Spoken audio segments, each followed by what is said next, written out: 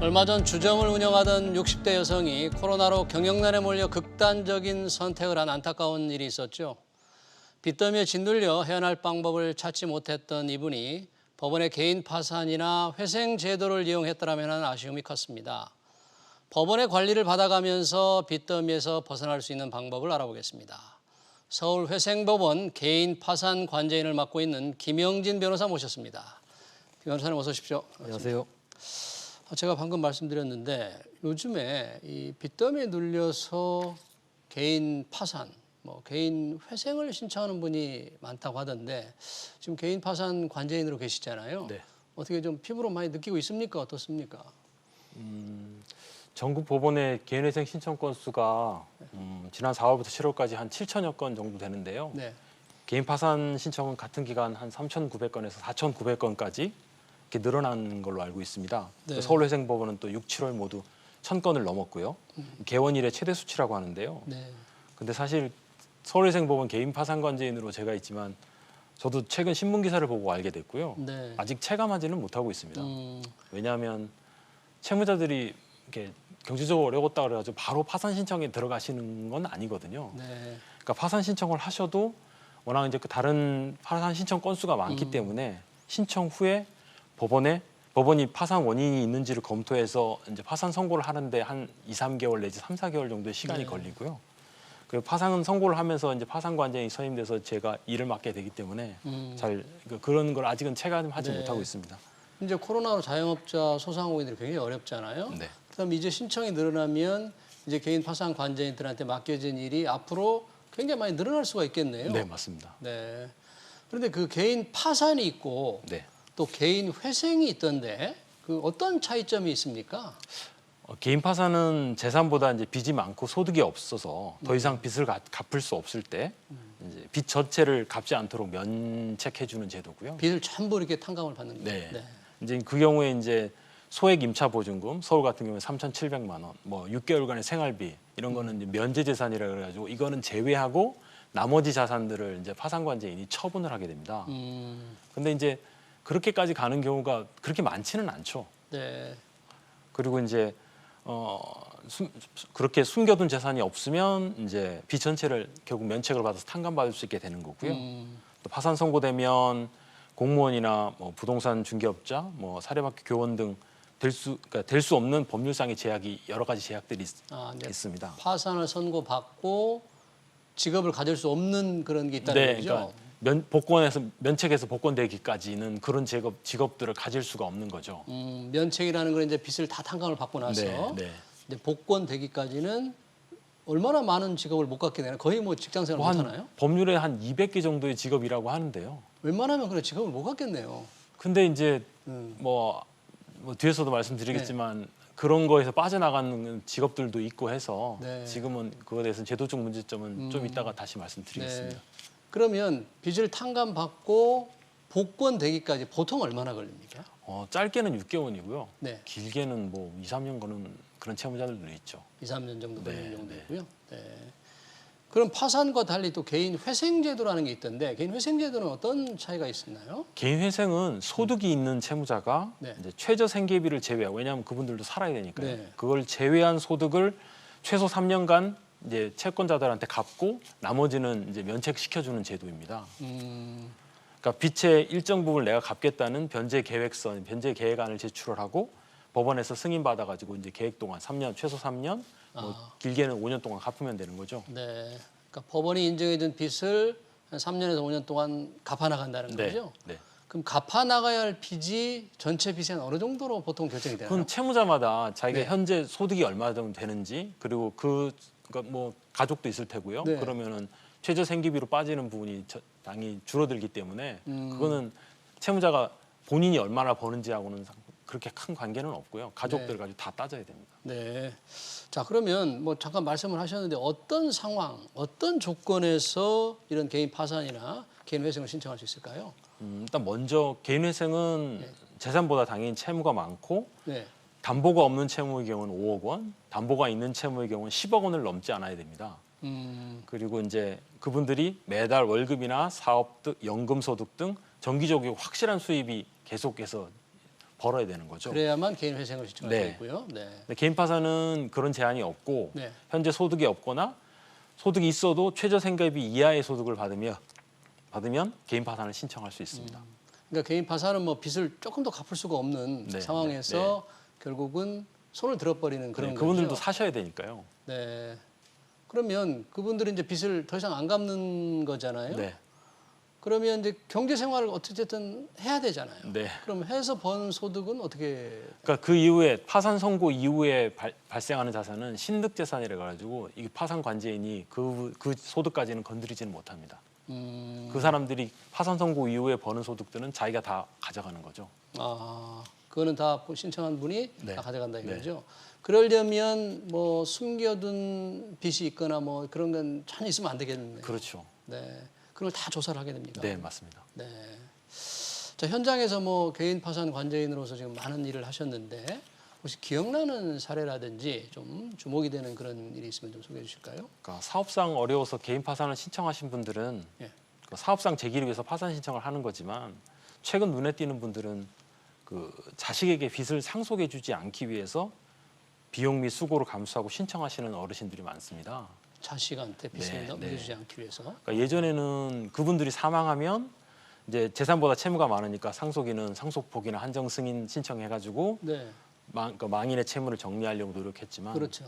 최근에는 그분들 자체가 적극적으로 내가 채무를 내 자식들한테 상속시키지 않겠다라고 하는 그런 것 때문에 더 열심히 더 적극적으로 파산 신청을 하고 계십니다. 아, 그러면 자식을 위해서 그런 결정을 내리는 그런 거죠. 거죠? 그러니까 뭐 본인을 위해서인 면도 있을 거고요, 분명히. 네. 내가 채무를 남기고 가는 것 자체가 내 자식한테 음, 좀 떳떳한 면은 네. 그런 면이 떳떳하지 않으니까 그렇죠. 과거에는 그런 사례가 많았잖아요. 부모님 돌아가시고 나서 보니까 네, 네, 맞습니다. 빚쟁이들이 많이 와서 빚만 네. 남더라. 네. 이런 일이 많았는데 이제 네. 그런 걸 아예 원천적으로 없애기 위해서 미리 다 그런 경우만 그런 케이스가 많이 있습니까? 그러니까 제도가 확산되다 보니까 어르신들이 그렇게 신청하시는 경우가 많이 있습니다. 네. 그러면 그런 분들의 경우에는 좀 수고로울 텐데 그런 파산 신청 제도를 활용해서 비용도 들고 일하는 게 복잡할 텐데 그럼에도 불구하고 이제 하게 되는 그런 거죠. 네. 자, 그럼 파산 신청을 만약에 하려면 어떻게 해야 됩니까? 제가 이제 너무 상황이 어려워서 도저히 뭐 돈도 전혀 벌 수가 없고 빚은 뭐 빚 때문에 세어날 수가 없다. 어떻게 해야 됩니까? 그 신청서 자체가 아무래도 파산 신청이나 회생 신청 자체가 다 처음이신 분들이기 예. 때문에 뭐 제출서류도 복잡하고 그래서 보통은 변호사나 법무사 등 대리인을 선임하는 것이 일반적인데요. 이제 그 이외에도 혼자 개인이 직접 하기 위해서 예. 그런 하기를 원하지만 알지 못하는 채무자들을 위해서 서울회생법원에 개원함과 동시에 법원 내에 뉴스타트 상담센터라는 것이 설치되어 있습니다. 어떤 상담센터요? 뉴스타트 상담센터. 뉴스타트 상담센터. 네. 서울회생법원에 있는 네. 거예요. 네. 그러니까 뭐 화상관제인이나 회생위원, 그다음에 이제 유관기관 직원들이 상담위원으로 해가지고 상담을 해주는 거고요. 올해 8월 18일부터는 법무사의 무료 법률 상담도 시행되고 있다고 들었습니다. 네. 그러면 이 한때는 보면 뭐 보도에 돈 많은 연예인들이 파산 신청을 많이 한다 그런 케이스도 있었는데 요즘도 좀 그런가요? 글쎄요, 저는 제가 담당한 사건에서는 그런 경우는 보지는 못했고요. 네. 이제 아무래도 연예인들이 그 전에는 소득이 많지만 파산 신청 당시에는 이제 소득이 없거나 채무가 훨씬 많기 때문에 파산을 하게 되는 거거든요. 그렇게 보시면 되겠습니다. 그러니까 신청 당시에는 재산보다 채무가 훨씬 많고 그다음에 소득을 얻을 가능성이 낮다. 그렇게 보시면 되겠습니다. 아, 그렇군요. 네. 지금 저희 방송 문자가 왔는데 이 빚 중에서 보증을 선 경우 네. 그런 경우는 어떻게 합니까? 보증을 섰는데. 보증인도 어차피 그러니까 주된 채무를 부담하는 사람하고 똑같은 위치이기 때문에 보증 채무도 그거를 저희 면책 받기 위해서는 다 개인 파산 내지 개인 회생을 신청하셔야 됩니다. 아, 보증 채무도 네. 면책 받으려면 네. 제가 보증을 서준 사람이 그냥 어디로 가버렸다 이거예요. 그렇죠. 주채무자한테 못 받으니까 채권자도 그 보증 채무자한테 보증 채무를 이행하라고 청구하는 거거든요. 네, 네. 사실 개인 파산이라든지 이런 신청하는 분들은 정말 막다른 골목에 몰린 분들인데 그런 분들은 이 변호사를 선임해서 하는 이것조차도 비용이 부담이 될 것 같아요. 네. 이런 경우 정부에서 조금 제대로 뭐 지원해주는 그런 시스템은 없나요? 있습니다. 법원에서는 재정적으로 특히 어려운 채무자들을 도와줄 수 있도록 소송 구조 제도가 마련되어 있습니다.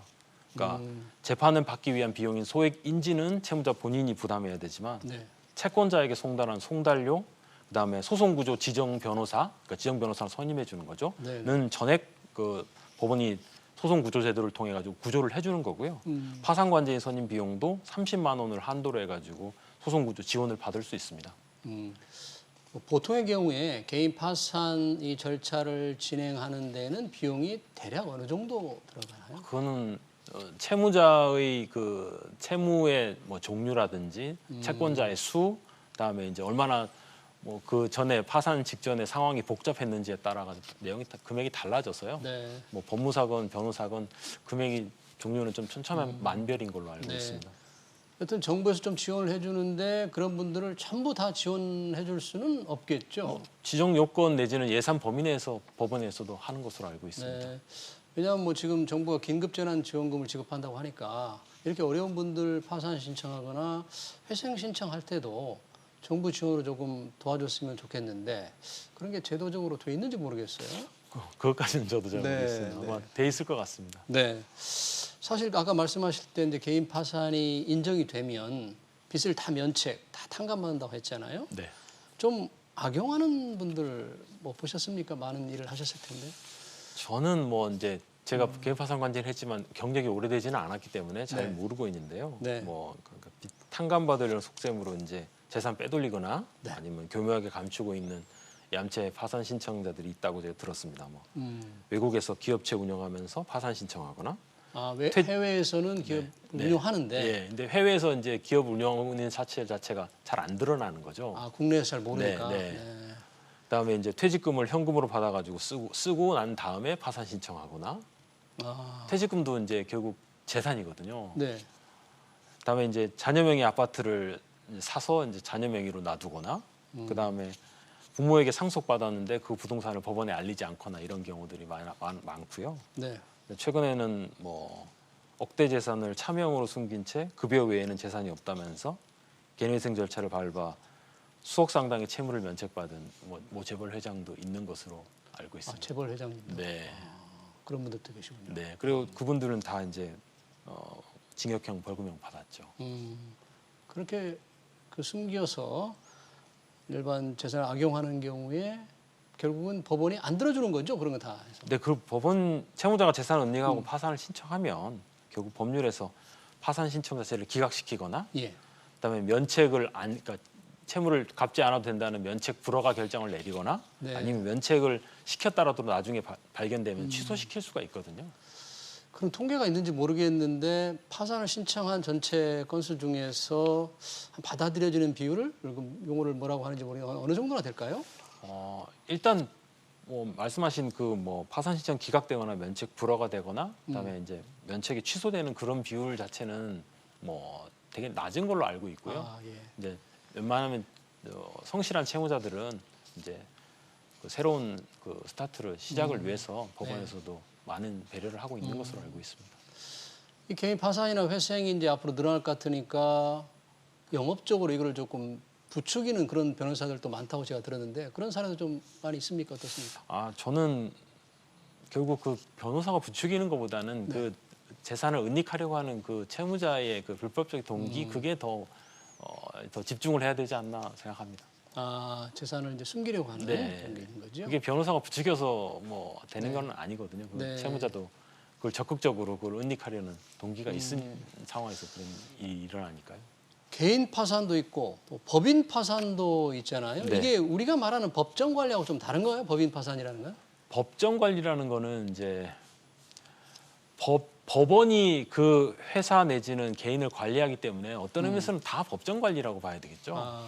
근데 이제 그 제도가 옛날에 회사 정리법에 의한 제도이기 때문에 네. 지금은 이제 채무자 회생 및 파산에 관한 법률에 따라 가지고 법인은 법인 회생, 법인 파산, 그다음에 개인은 개인 파산, 개인 회생 뭐 이렇게 나누어져 있다고 보시면 되겠습니다. 그럼 이제 소상공인이나 자영업자 같은 분들이 이렇게 어려울 경우에는 개인 파산을 활용하는가요? 아니면 법인 파산을 활용하나요?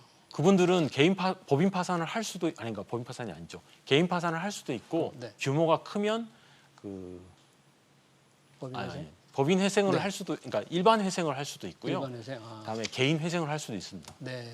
그러니까 채무가 5억이나 10억, 무담보 채무, 담보부 채무는 10억이기 때문에 그걸 넘는 채무자들은 다 일반 회생을 신청해야 되고. 일반 회생을. 네. 그거 아니면 개인 회생 신청하면 되고. 지금 뭐 이제 코로나로 더욱 더 어려워지잖아요. 정부가 긴급 자금 지원금을 이 두 번째로 이제 하는데 그럼에도 불구하고 앞으로 많아질 텐데 이런 경우에 어떤 조언을 좀 해줄 수 있는지 어떻게 좀 했으면 좋겠다 이런 말씀을 마지막으로 좀 부탁합니다. 일단 파산 신청을 하시려면 보통은 그 아무래도 자기 가까운 사람들의 그 채권은 먼저 갚게 되는 그런 요인이 발생하거든요. 내가 어려우면. 예. 근데 이제 그것들은 파산 신청을 하고 파산관제인이 거의 다 발견을 하게 되거든요. 아, 그 채무가 이제 그 채권이 그 채권자에 대한 채권이 있다가 뭐 갑자기 이제 사라진다거나 사라진다. 아니면 자금 금융거래 기록에서 예. 이제 큰 금액이 왔다 갔다 하면 예. 당연히 궁금하게 여기기 때문에 빨리 파산 신청을 해서 빨리 면책을 받고 그다음에 복권되고 싶으시면 그런 거래들 없이 솔직하게 파산 신청을 하시는 게 빠른 길이라고 생각합니다. 가까운 분들한테 빚 먼저 갚는 그런 거 하지 말고 빨리 딱 끊어가지고 제대로 법원의 관리를 받아라 이런 얘기죠. 네. 네, 알겠습니다. 코로나로 늘어나고 있는 개인 파산, 개인 회생에 대해서 알아봤습니다. 김영진 변호사였습니다. 고맙습니다. 네, 고맙습니다. 네.